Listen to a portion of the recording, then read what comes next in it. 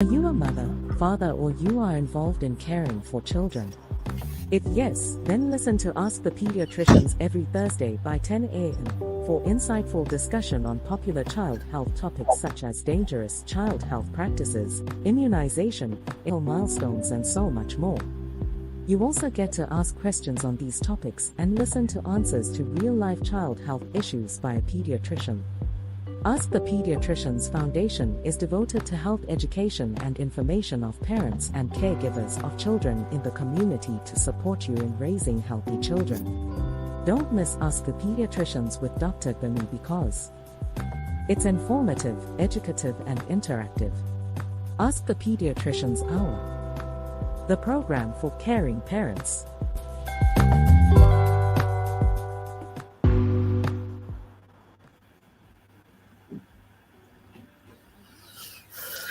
Hi everyone, and welcome to a fresh episode of Ask the Pediatrician Hour.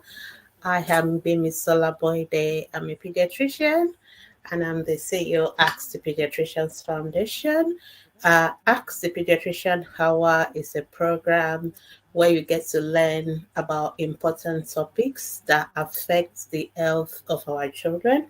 If you are new to this broadcast, I want to especially welcome you and thank you so much for joining us today. And you can watch all our past episodes on this same platform, either on our Facebook page, our YouTube channel, or even our podcast. And for those of you who are listening to us on Fresh Waves Radio, I want to especially thank you so much for joining us today. All right. And today we're going to be talking about something very, very important. We're going to talk about urinary tract infections. Before I go into the topic proper, I just want to remind you that if you have any questions about this topic or any other issues that affect the health of your children, you can ask your questions on Ask the Pediatricians Facebook group. Our Facebook group is open Mondays to Saturdays, and we welcome you to ask any questions and you will get answers from the pediatricians. So most of the answers that you will get from us are evidence-based from pediatricians' perspective. So you can rely on them and you can trust them as well. So we welcome you to post your questions on our Facebook group. And of course, you can also check our website also to read about important issues that affect the health of your children. So thank you so much for joining us today, whether you're watching on Facebook, on YouTube, or you're listening on the podcast, or you're listening on Fresh Waves Radio, you're watching on Instagram Live, okay? I want to thank you so much for joining us today. So I'm just going to quickly go into the topic of the day, and we are going to talk about urinary tract infections with the focus, of course, in children. And we'll first talk about what does urinary tract infection means, and then we'll look at what are the causes of urinary tract infection, and then how will I know if my child has a urinary tract infection, and what are the symptoms that we do see in children who may have urinary tract infections. And then we also look at what do we do, how do we make the diagnosis, how do we confirm that a child has urinary tract infection, and then how do we treat urinary tract infection in children, and more importantly, how do we prevent urinary tract infections in children. So that's the outline that I will be following. But before I go into the main discussion itself, I just want to remind us of what we meant by the urinary tract. Okay, so if you are watching, for those of you who are listening, you can just use your imagination. But if you are watching us, I'm showing you a video. A picture of what we classify in the body as the urinary tract. So these are the organs in the body that deals with clearing waste products from the blood and passing out through the urine. So those parts of our body that are involved in the production of our urine is what we classify as the urinary tract, and they include the kidneys. So if you're looking on my picture, you can see the kidney. The kidney look like bean shaped. We have two of them, right and left kidneys, and those are these brown bean shaped organs. So those are the kidneys, and from the kidneys, then you have the blood vessels supply the kidneys. So you can see that this is the aorta and the renal artery, which is the artery that takes blood into the kidneys, and you also have the renal vein, which is the main vein that comes out of the kidney. So they are very important because they are the one that will take blood to the kidneys, for the kidney to work on them, take out the waste products, and then the purified blood is returned back to the rest of the body through the veins. And then you see this long tube that comes out from the kidneys. We call it the ureters. So the ureters is the one that takes the urine from the kidney to this bag that we call the bladder. I want to make sure we're following. So let me use my pointer. So this yellow part is the ureter. It collects the urine after it has been made from the kidneys, and then it passes them to this storage bag, which we call the bladder. And then the urine gets to stay in the bladder for a while. And when you feel the urge, or when the children feel the urge, then there's this like a gate, we call it the urethra, that kind of keeps the bladder closed. And when it is time to, it's just like the tap, the tap that you open when you want something out. So that's what the urethra is. So urethra, so it will open and allow us to pass the urine, and then it will close again. So those organs, the kidneys, the ureters, the bladder, and the urethra, what constitutes what we call the urinary tract. So when we talk about the urinary tracts, those are the organs, your kidneys, that will make the urine after, taking out the waste product from the blood, and then send them through the ureters, and then the ureters store the urine, gets into the bladder where the urine has been stored, and then when it is time to pass it out, they tap open, which is the urethra, and then we are able to, the urine is able to come out. It's so important for us to understand that diagram, because once you understand that, any infection in any of those parts of this system, which I've just described, from the kidneys to the ureters to the bladder and to the urethra, will be classified as urinary tract infection. So basically, urinary tract infection, or to avoid me having to call it a long name all the time, I'm just going to shorten it to UTI.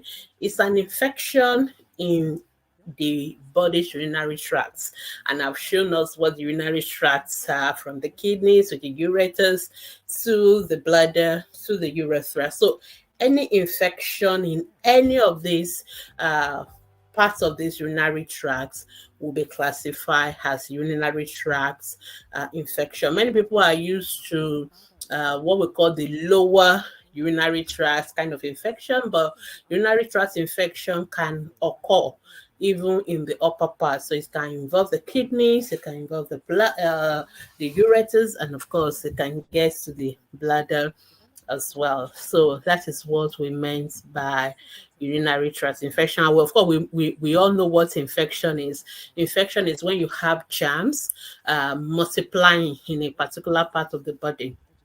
So when they are multiplying in this urinary tract, then you talk about urinary tract infection. So the next question, which I think most of us will want to ask, is, Doctor, what causes a urinary tract infection? What makes how do these germs, how do they get to the to the kidneys, to the bladder, or how does it happen? Why how does the infection happen? So usually the germs are usually from outside the body, but they can enter the body through different routes. Most of them tend to enter the body through the bladder, especially because you can notice if you look at the body anatomy.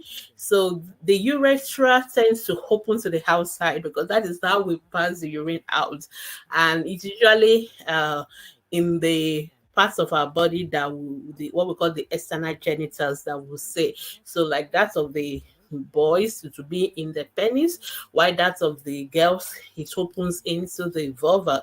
So this part of the body are closed to the outside. It's really for the girls, it's even a little bit shorter. For the boys, it's a little bit longer because the penis is longer. And so it is very easy for germs to enter through this part of the urinary tract that opens into the outside, and then it can, get to multiply, and it can spread and cause urinary tract infection. But apart from it entering from the outside, it also can enter from the blood.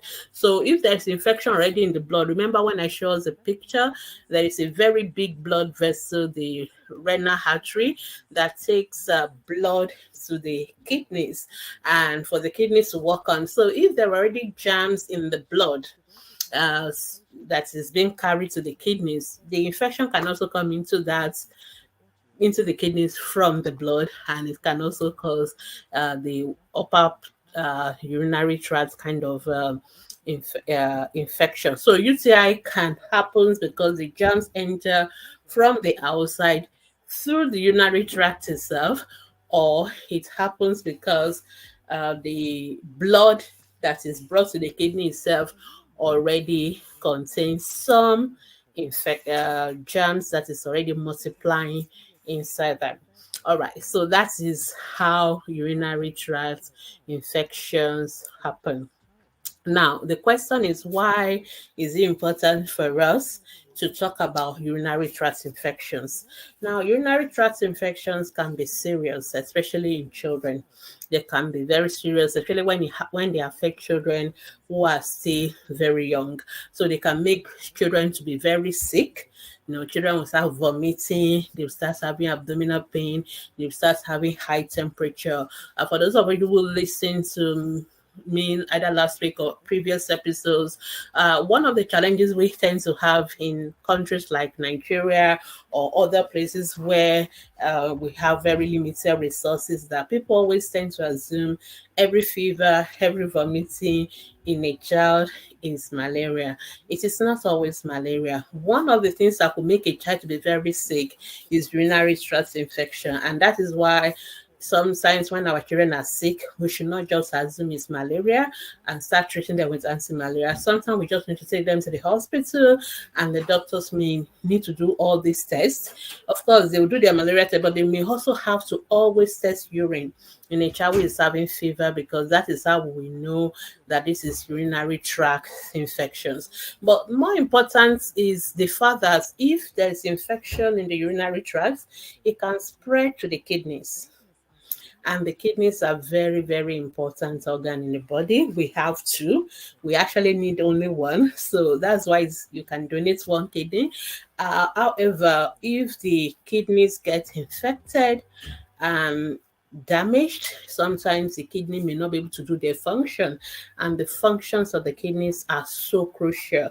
The kidneys are like the waste management system of the body. They take out all the waste products that have been made in various parts of the body, and they help us to safely dispose of them. So if the kidneys could not do that function because there's infection that has happened to them and they've packed up, then that means that all those waste products are going to get stored in our body, and then we have to do it manually. That is when dialysis come in, or we have to look for alternate kidneys, which is what we call kidney transplants. So that is, and we all know how difficult kidney transplantation could be.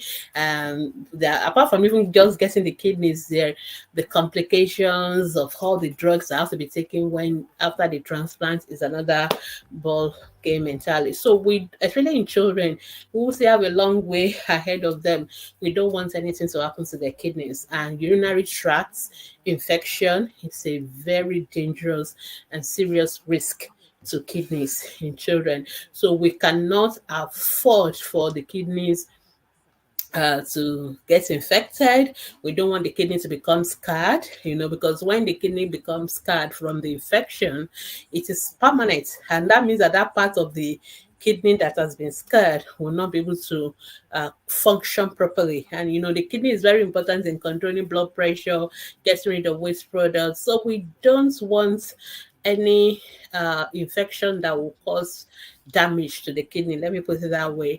And so that is why we have to make sure we treat them properly.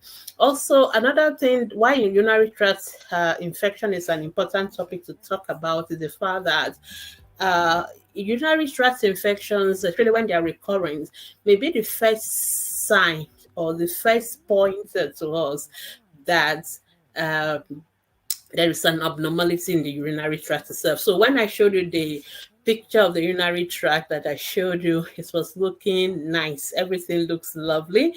However, sometimes there will be problems with that urinary tract. It may not be properly formed for one reason or the other. And if that is the case, sometimes the way we know is that those kind of children who have abnormal formation of the urinary tract will be having recurrent urinary tract infections.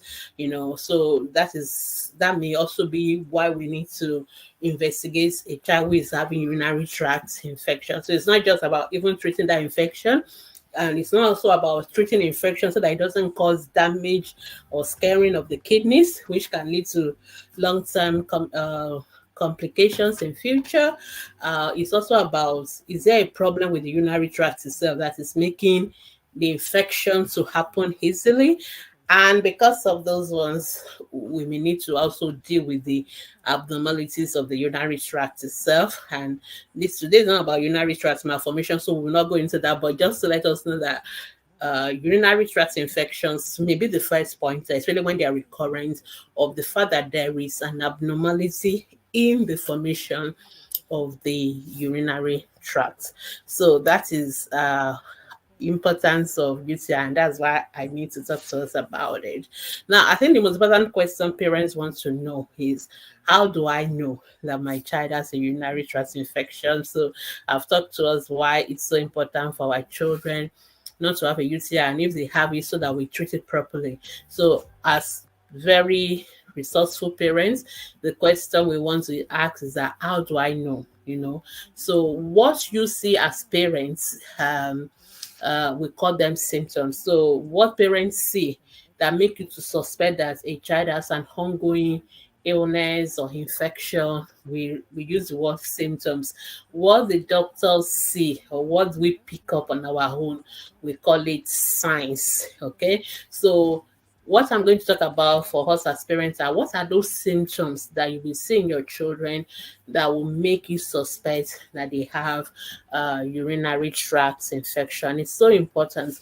However, urinary tract infection symptoms vary depending on the age of the child. So the symptoms that a newborn baby, anybody can have urinary tract infection, including babies, may have will be different compared to an older child who is able to talk and all that. So the symptoms and even the manifestation vary according to age.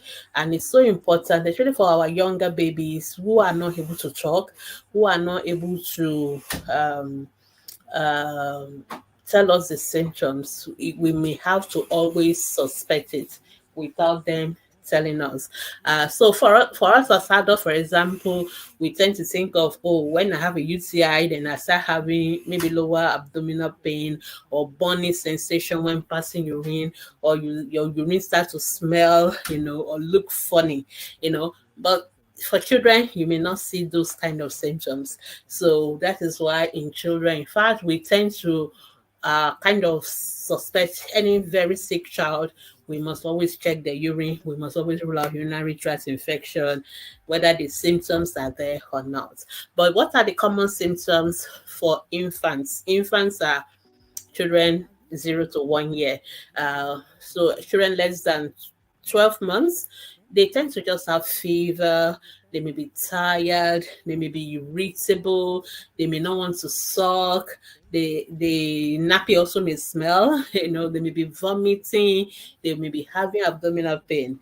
What can you see from all those symptoms? How are these symptoms different from what you see in malaria? Nothing. So that's why I'm telling us that we don't always think malaria, and that's why we tell us that when our children are sick with all these symptoms, don't just go to the pharmacy store or your own first aid box and just start treating malaria.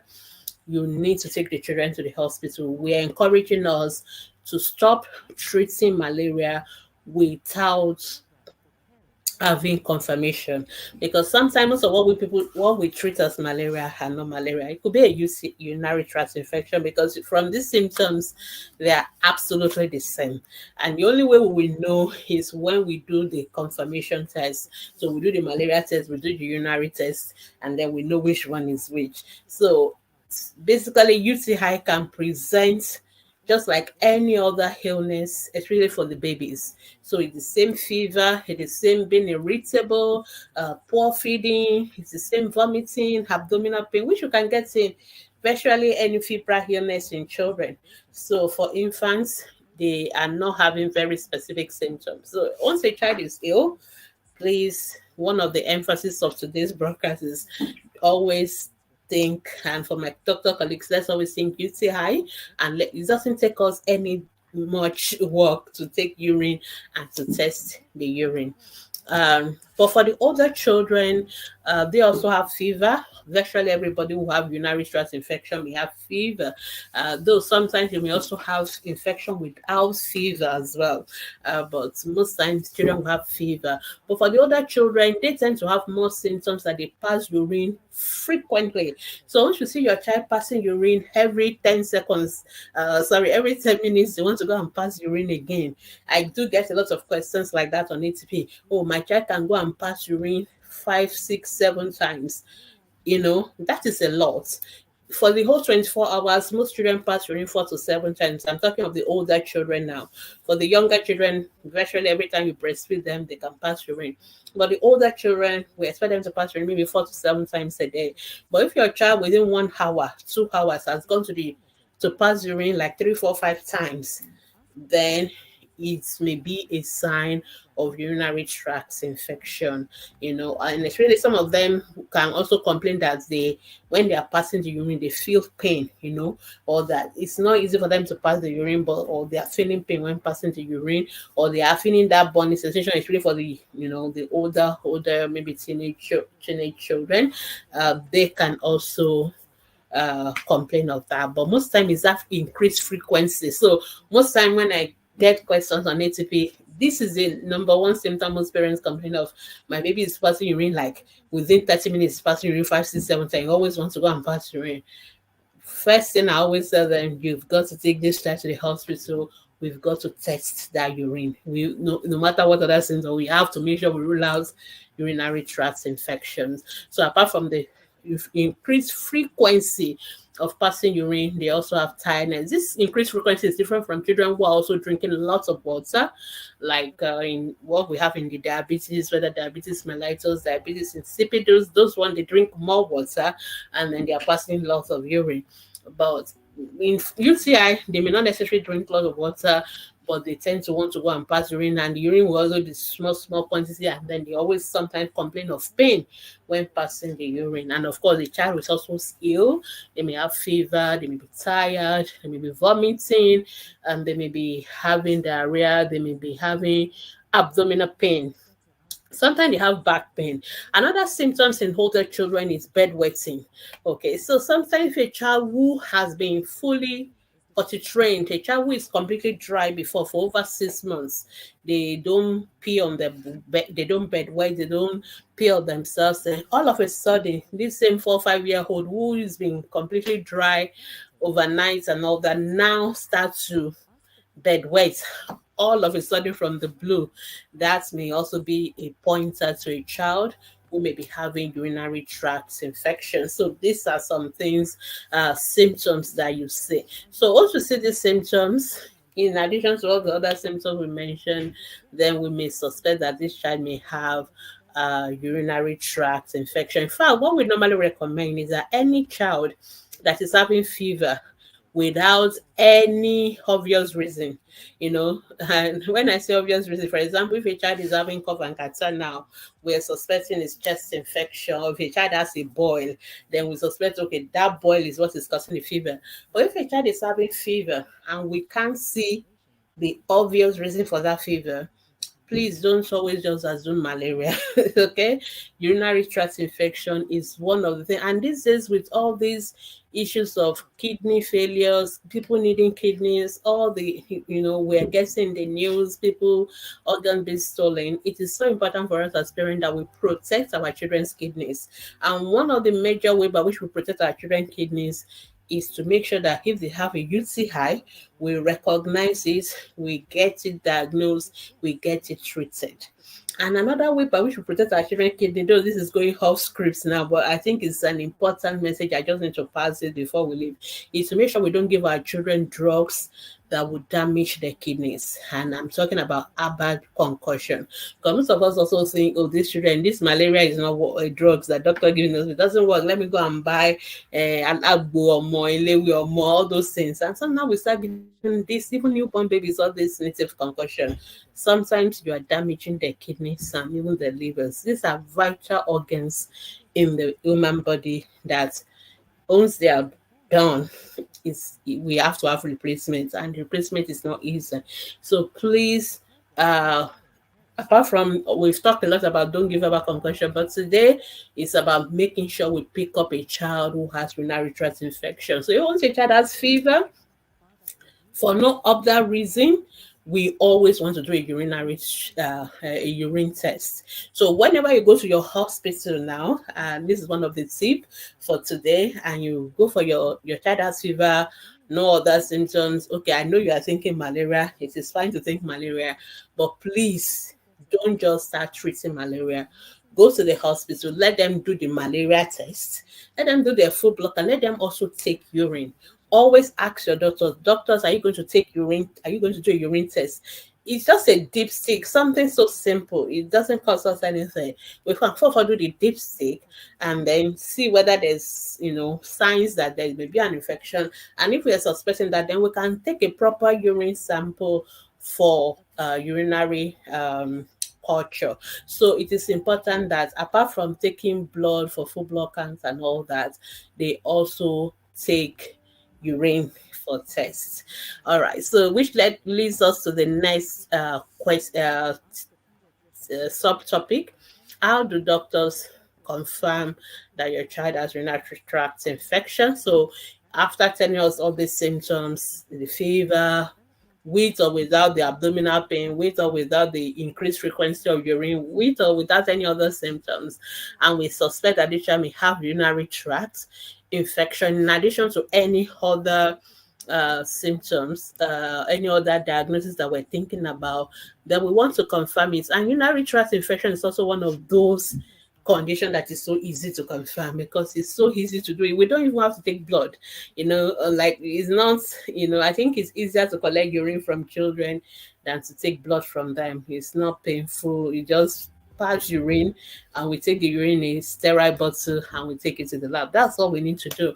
So what we normally do is that once we suspect urinary tract infection, we need to take a urine sample.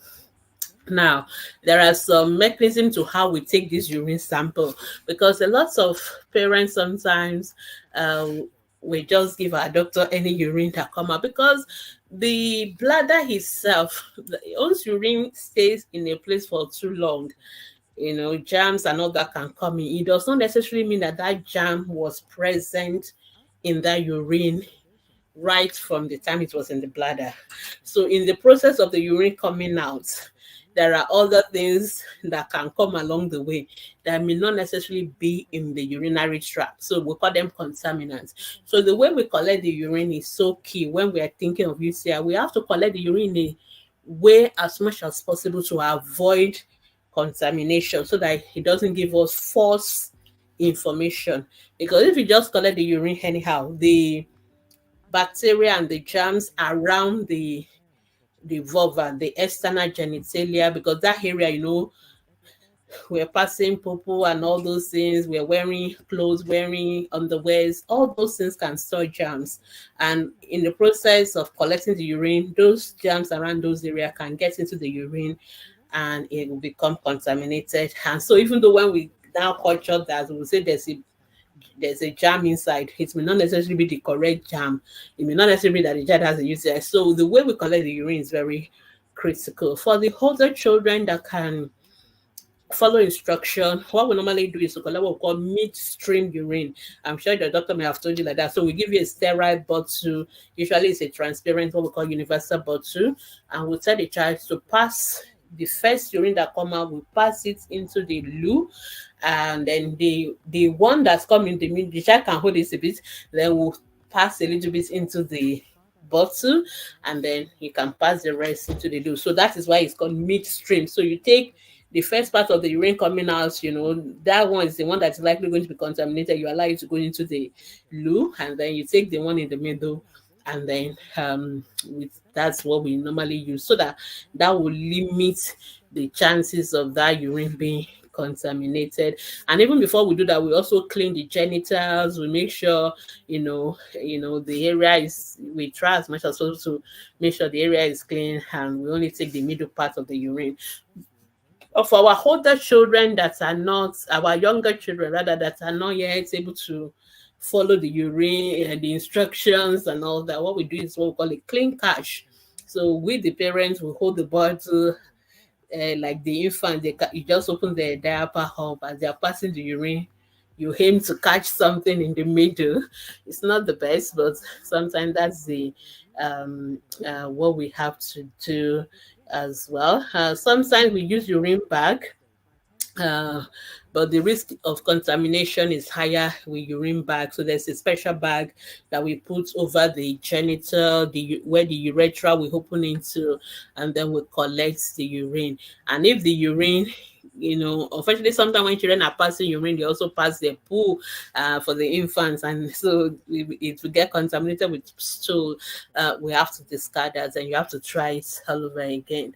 But we just try. Sometimes if we have no choice and the child is very sick, the child is with us in the hospital, sometimes we can pass in a catheter into the bladder itself and take what we call catheter sample, or sometimes we can actually stick a needle straight into the bladder and take our urine from there. But we only reserve that for very sick children who are already on the hospital bed.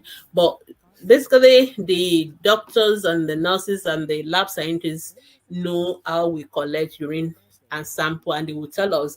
It's so important what I'm saying, because when you give your urine sample to the lab, it's important for them to know how you took the urine, because that will help them to know how to interpret your results. So if you just take urine into any kind of bottle anyhow, that kind of urine is not good for testing for urinary tract infection, because any contaminants can anything can enter inside, and we're not sure that is from the urine contamination or just something else on its own.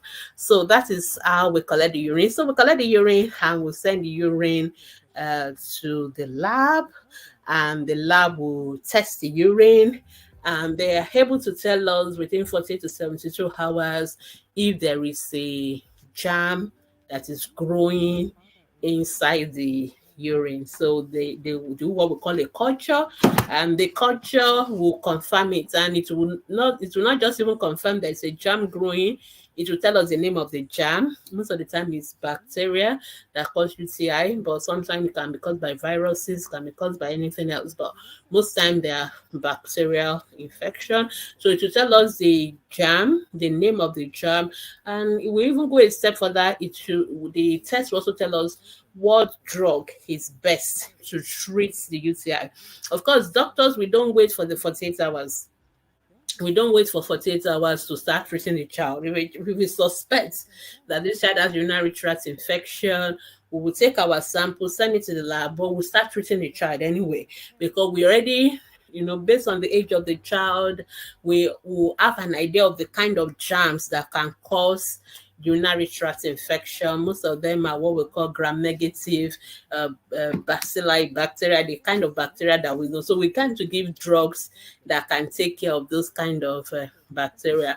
But when we now have our results back, then we are sure. So if we are lucky and we guess right, and the drug that we are already giving the child is one of those drugs that will work for that germ, maybe from the culture results, then we will just continue the treatment, maybe for 5 days, 7 days, depending on the bacteria we're dealing with.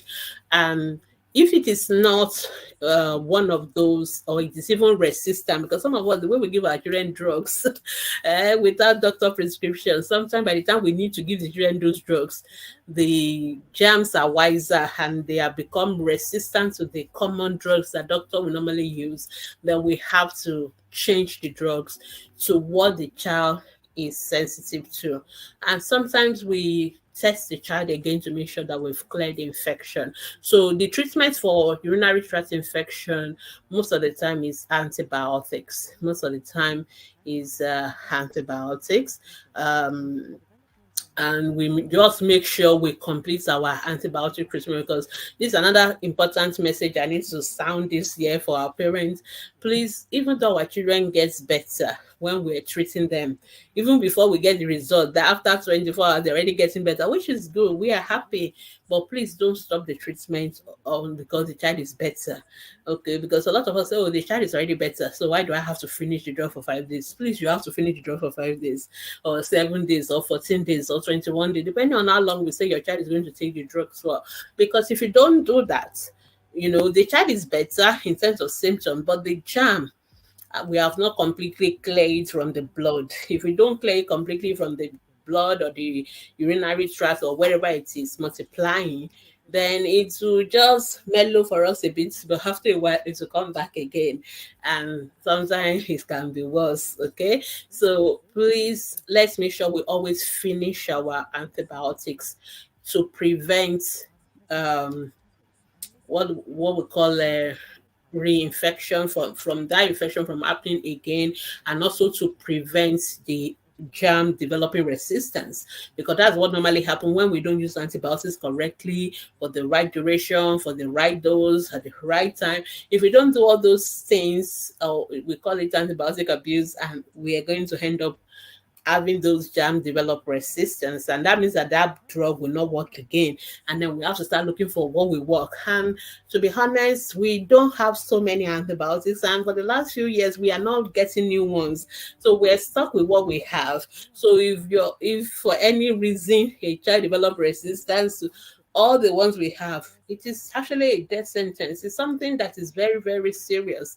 Even though I'm saying it jokingly, I think I'm still going to come back and talk about antibiotic abuse. It is something serious that we should not allow to happen. And I worry for us, especially in developing countries where most of our mothers just go buy antibiotics and use it anyhow. Mother just buy augmentin anyhow. And I know, because some of our pharmacy shops, it's about the money. Ideally, we should not be giving mothers antibiotics without a prescription from a doctor, but people want to just sell their drugs, but it is dangerous. So please, let's do the right thing this year. Before you use any antibiotic, the doctor must prescribe it. Don't say because Dr. Gbemi already said that this frequency of urine, this fever, it must be UCI. So you didn't go to the lab, you didn't do urine test, you just go to the pharmacy and say, oh, my child has UCI, give me antibiotics. Please, let's not do that in 2024. Let that let that ends with 2023. So this year, before we use any antibiotics, we must go to the hospital. We must make sure that the diagnosis has been confirmed, and we must get a prescription from our doctors, and we must buy it from our pharmacy, who our pharmacist should be able to explain to us how we should take the drugs, for how long we should take the drugs, and let's make sure we finish taking them. Okay, even though the child is better, no more fever, no more pain, you pass urine, no more anything, give the drugs and finish them. Okay, so that the children do not develop resistance.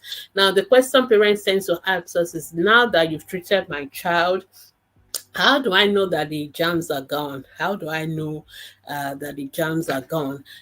So in most children, we just know by faith that the infections are gone. But sometimes, especially for children that we worry about, if they have the very severe kind of urinary tract infection, especially if it's affecting the upper parts of the urinary tract, the kidneys, the ureters, then we suspect there are abnormalities in the urinary tract, or this is not the first time it's happening. Then for those kind of children, we want to really check. So sometimes even after we've treated, we take the urine sample again and we send it to the lab, and the lab will now tell us all clear, no more infection. So we do check for those children, but for the first time, for the older children, and especially if it is lower urinary tract, we don't tend to always repeat the urine test. I know a lot of mothers sometimes put pressure on us. I want to check, I want to be sure, but it is we don't routinely do it. But sometimes in those scenarios, it is best we if we are worried enough, a very sick child, we have to admit the child to the hospital, or the child already has some abnormalities with the urinary tract, then for those kind of children, we want to check. And if we do the repeat test after we've completed antibiotics and there is still infection, we're going after it again. We just want to make sure we, remember what I said about the infection scarring the kidneys, causing permanent damage to the kidneys. We don't want that to happen. And that's why we are so very aggressive in those scenarios. And that's what we do. Then sometimes there are other tests that we also do in addition to even the urine test. Sometimes we want to scan the kidneys. Like I told you, like if we have very serious infection and we're worried about it, like children have what we call pyelonephritis. That is when the kidney itself, is affected. So especially for children that have a first urinary tract infection before they are 1 year old, before their first birthday, we normally will go and scan the kidney, the urinary tract. So we do a scan, we scan the kidney, we scan the ureters, we scan the bladder. We want to make sure there are no abnormalities and there is no malformation of the urinary tract. So we don't do that routinely for older children. Like for example, girls tend to have UTI more than boys for certain reason, because their own urethras are shorter and is closer to the open surfaces, the vulva. Unlike the boys, their urethra is better protected in the penis. So so sometimes, and then the cleaning, the opening of the anus to the urethra in girls is so close, whereas in boys, it is far apart. So girls tend to have, especially school girls, 5 to 15, they tend to have urinary tract, and sometimes our girls don't take precautions when cleaning.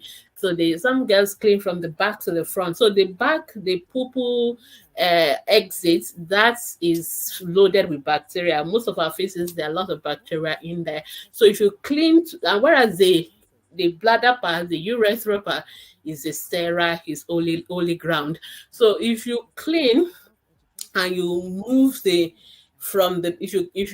if the girls, when they use the toilet and they are trying to clean up, if they wipe themselves from the back to the front, they kind of bring all the germs from the back passage to the front passage, which is supposed to be sterile, and those germs can enter into the urethra, the bladder, and cause infection. So for girls, we always recommend that our girls wipe from the front to the back. It must always be from the front to the back. I know by the time it gets about 3 forms, sometimes we think, oh, they know how to do it.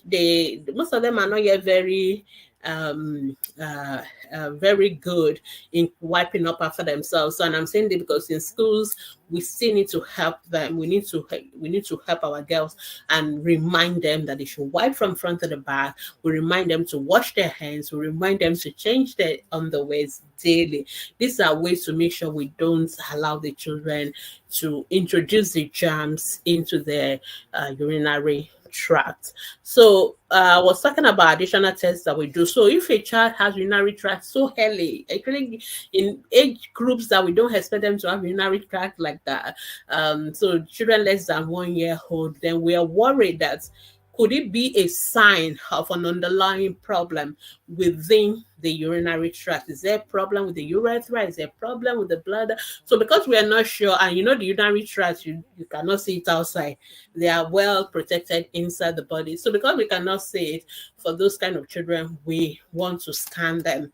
So we send them, we'll do a scan. A scan is also a very simple procedure, and it doesn't cost so much. But apart from the ordinary ultrasound scan, sometimes there are other more specialized scans that we do if we pick up something abnormal um, from the ordinary scans. But usually, if the child is above 1 year and this is their first time, especially for their girls, older girls, like I've told you, because we know they are at risk of having UTI, we don't tend to scan them after their first UTI. But if the UTI become recurrent, then we will want to scan them at that age. All right. So thank you so much for the past 45 minutes or so. I've been talking to you about urinary tract infection. Now, before I finish, which is the most important thing I think we want to emphasize on our programs, it is about prevention, because that keeps saying that prevention is better than cure. It is very, very true. And if there's one thing we want to do on ATP, it is not to treat your child when they are sick. It is actually to make sure that they don't get sick in the first place. So my job will not be complete today if I don't talk to us about how do we prevent our children from getting another UTI. So you don't want them to, if they've had it or even before they have it, you want to prevent it. So let's talk about what are the things we can do to prevent UTI. I've kind of make allusions to it here and there because of when I was talking about how they get it in the first place, talking about the girls. But the most important thing to prevent UTI, one, our children need to drink water a lot.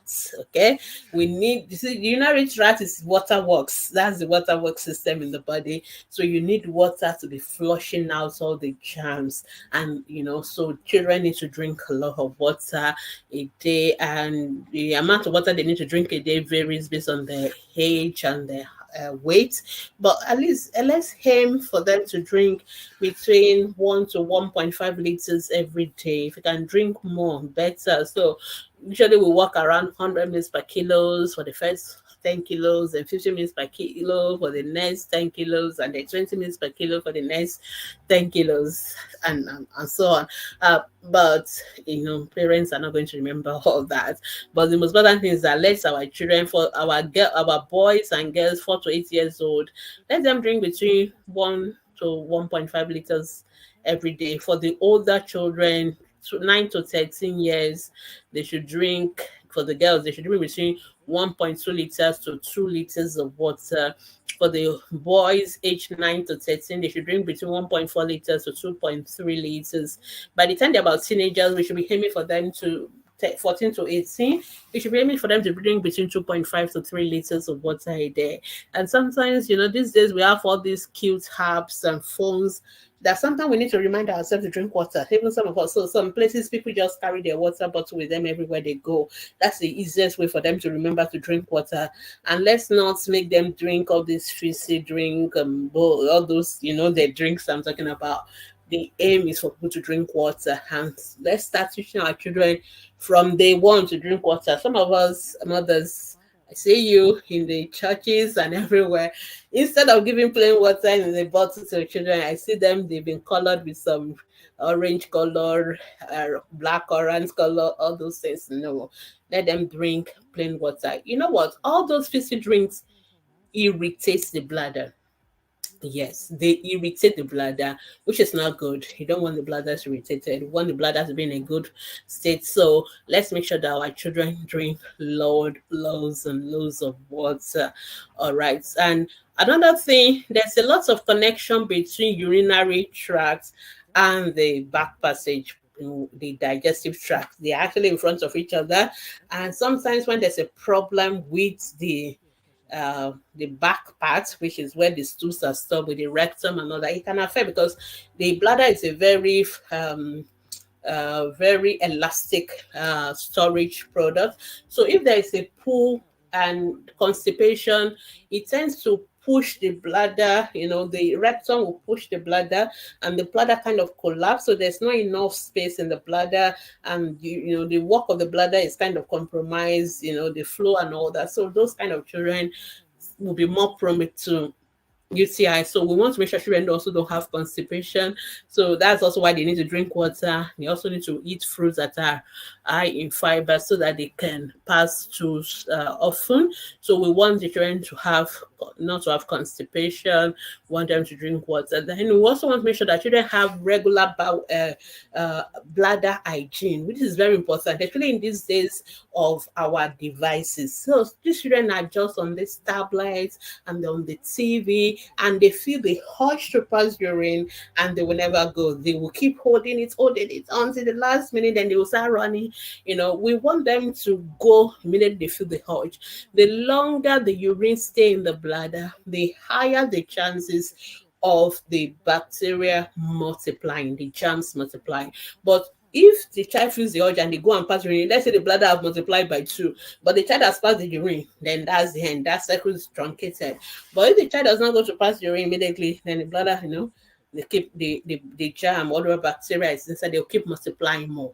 So bottom line, we should encourage our children to go and pee, to go and wee, in whichever language, to go and urinate frequently. They should not be waiting until the last minute. They should not be waiting until they hold it in for long. So want them to go to the toilet to pee at least 4 to 7 times a day.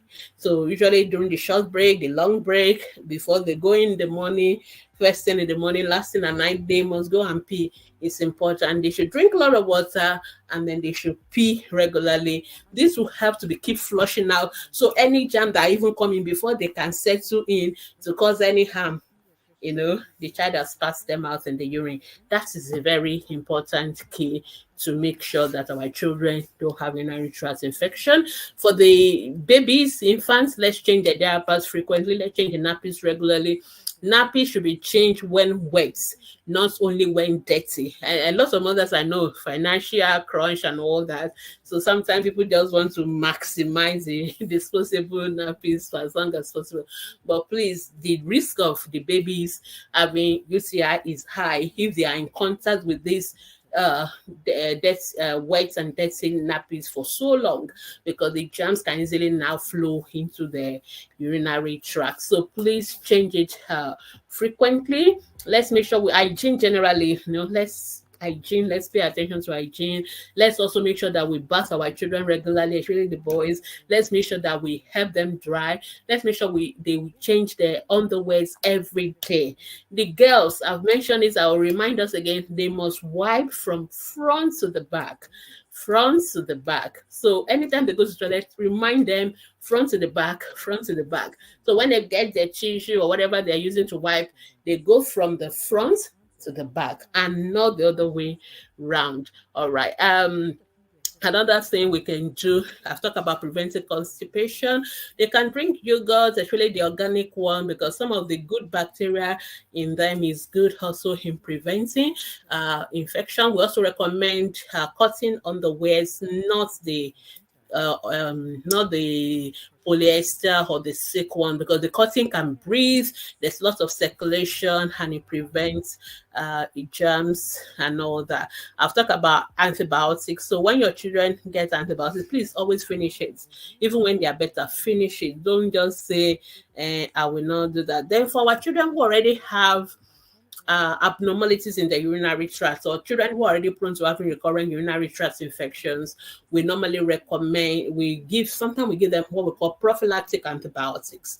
We give them antibiotics to prevent infection, because for those children, because the way their urinary tract is already having issues, so we know they are going to be prone to infections anyway, no matter what they do, because of those abnormalities already in the urinary tract. So for those kind of children, we have no choice than to make sure that we give them what we call prophylactic antibiotics. And so for those children, please make sure that you give those prophylactic antibiotics. Sometimes it may be just once a week or 2-3 days in a week. So just make sure that you do whatever your doctor asks you to do. All right, my time is up. I want to thank you so much for listening to me. Please, urinary tract infections is serious. It may look simple, but if it causes scarring of that kidneys, that could be a lifelong complication. We don't want that to happen.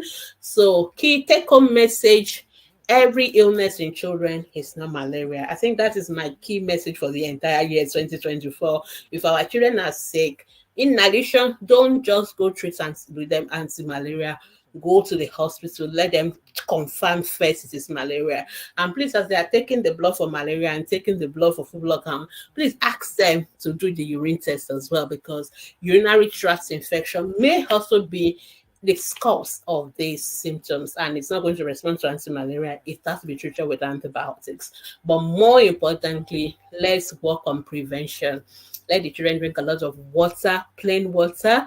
Let them change their underwears regularly. Let them use the toilet regularly, not waiting to the last minute. So thank you so much for listening to me. And if you have any questions on urinary tract, I thought I would have had time to take a few sample questions that people have asked us in the past, but time is not our friend.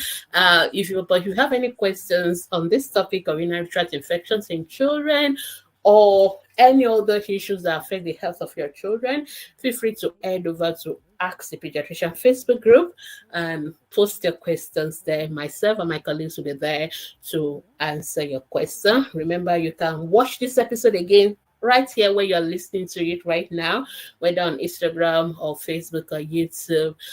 You can also go to my podcast to listen to it again. So till I come your way again next week, and we talk about another important topic that has to do with the death of our children.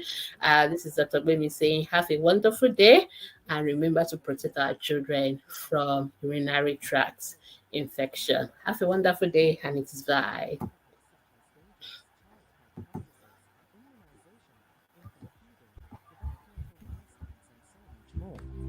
You also get to ask questions on these topics and listen to answers to real-life child health issues by a pediatrician.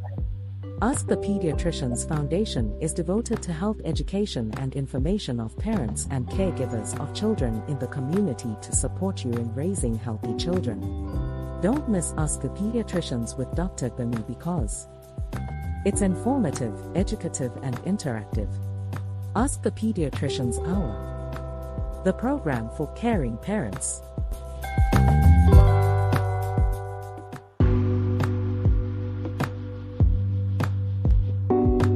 Are you a mother, father, or you are involved in caring for children? If yes, then listen to Ask the Pediatricians every Thursday by 10 a.m. for insightful discussion on popular child health topics such as dangerous child health practices, immunization, infant feeding, developmental milestones, and so much more. You also get to ask questions on these topics and listen to answers to real-life child health issues by a pediatrician. Ask the Pediatricians Foundation is devoted to health education and information of parents and caregivers of children in the community to support you in raising healthy children. Don't miss Ask the Pediatricians with Dr. Gbemi, because it's informative, educative, and interactive. Ask the Pediatricians Hour, the program for caring parents.